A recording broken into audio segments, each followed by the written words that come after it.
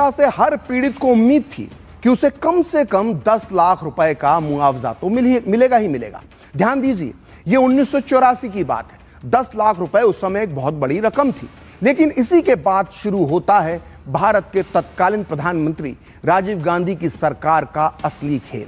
Bhopal gas कांड को America की अदालतों में ले जाना चाहिए था, क्योंकि वहां के कानूनों के मुताबिक मुआवजे की रकम हजारों हजार करोड़ डॉलर्स में होती। लेकिन राजीव गांधी सरकार ने तय किया कि इस केस को भारत के सुप्रीम कोर्ट में ही लड़ा जाएगा। अगर आप सोच रहे हैं कि राजीव गांधी सरकार का खेल यहीं पर खत्म हो गया होगा, तो आप गलत हैं। इसके बाद भी खेल पर खेल होता रहा। दरअसल हादसे के बाद लाखों पीड़ितों ने मुआवजे के लिए अलग अलग दावे ठोके थे। केस अमेरिकी कंपनी यूनियन कार्बाइड के खिलाफ था। इसलिए राजीव गांधी की सरकार ने गैस पीड़ितों को संसद के जरिए एक भरोसा दिलाया। राजीव गांधी की सरकार ने कहा कि इतने सारे केस सब लोग अलग अलग लड़ें, इससे कोई फायदा नहीं होगा। बेहतर होगा कि भारत सरकार एक एक्ट बनाकर कानूनी लड़ाई के सारे अधिकार खुद ले ले और सभी गैस पीड़ितों की तरफ से कानूनी लड़ाई लड़ी जाए। लिहाजा राजीव गांधी ने संसद में अपनी प्रचंड बहुमत की दम पर एक्ट पारित करवाया गया, जिसका नाम था Bhopal gas leak disaster processing of claims act 1985। Gas पीड़ितों को लगा कि राजीव गांधी तो देवता हैं, देखो उनकी सरकार कितनी मदद कर रही है। बेचारे हम सब अकेले अकेले यूनियन कार्बाइड जैसी मल्टीनेशनल कंपनी से आखिर कैसे लड़ते। लेकिन अगर भारत सरकार हमारी तरफ से अदालत में लड़ेगी तो उसकी ताकत के आगे यूनियन कार्बाइड की हार तय है और बदले में हमें अच्छा खासा मुआवजा मिल जाएगा। तो गैस पीड़ितों ने इस तरह से बड़ी उम्मीदों के साथ अपना पूरा भविष्य राजीव गांधी की सरकार के हाथों पर छोड़ दिया।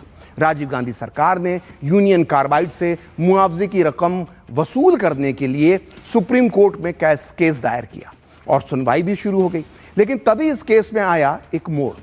1989 के आते आते राजीव गांधी को यह एहसास हो गया कि इसी साल होने वाले चुनावों में उनकी सत्ता जाने वाली है और जाते जाते उन्होंने कर दिया एक खेल।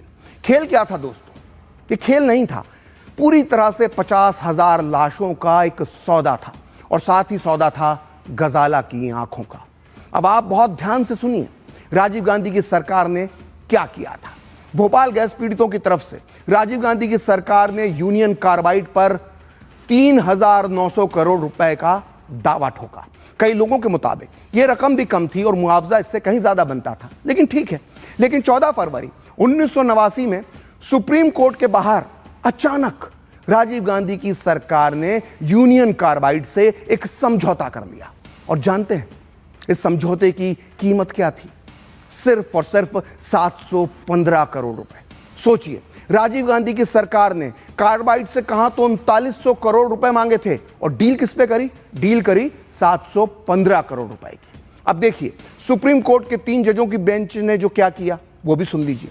ठीक अगले दिन यानी 15 फरवरी 1989 को राजीव गांधी सरकार और कार्बाइड के समझौते को सही मानते हुए सुप्रीम कोर्ट ने टर्म ऑफ सेटलमेंट पर अपनी मोहर लगा दी और एक टर्म ऑफ सेटलमेंट के मुताबिक यूनियन कार्बाइड सिर्फ और सिर्फ 715 करोड़ रुपए की मामूली रकम देकर बचने के लिए। और कानूनी भाषा के बजाय अगर आसान शब्दों में कहा जाए तो यूनियन कार्बाइड ने गैस पीड़ितों के मुंह पर 715 करोड़ रुपए मारते हुए कहा कि भिखारियों, ये पकड़ो भीख और दफा हो जाओ। अब किसी कोर्ट कचहरी अदालत में मत दिखना। आज से हमारी सारी जिम्मेदारी खत्म। अब जाओ और जाकर तिल तिल कर मरो। तुम अब हमारा कुछ नहीं बिगाड़ सकते क्योंकि हमने तुम्हारे आका राजीव गांधी के साथ समझौता कर लिया है। यूनियन कार्बाइड से हमारा राजीव गांधी और यूनियन कार्बाइड का समझौता हो गया है, कोई हमारा कुछ नहीं बिगाड़ सकता। और राजीव गांधी सरकार के इस धोखे पर 2010 में बीजेपी नेता और तत्कालीन नेता प्रतिपक्ष सुषमा स्वराज ने क्या कहा था, आज आपको वो सुनना चाहिए।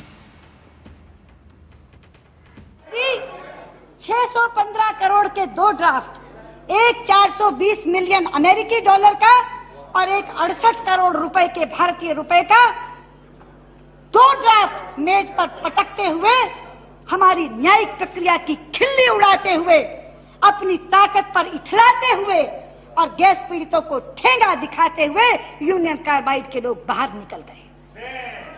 बाहर गैस पीड़ित संगठन खड़े थे। गैस पीड़ित संगठनों ने नारे लगाने शुरू किए। गैस पीड़ित के मृतकों के परिजनों ने आंसू बहाने शुरू किए। तो बाहर निकल करके भारत सरकार के कुछ लोगों ने समझाना शुरू किया, अरे अच्छा हुआ इतना मिल गया, पता नहीं आपको ये भी मिलता कि नहीं मिलता। जब वो समझा रहे थे उस समय मेरे मुंह से एक शेर निकल रहा था, याद आ रहा था एक शायर का कि तू इधर उधर की ना बात कर, ये बता कि कारवां क्यों लुटा। हमें रहजनों से गिला नहीं, तेरी रहबरी का सवाल है।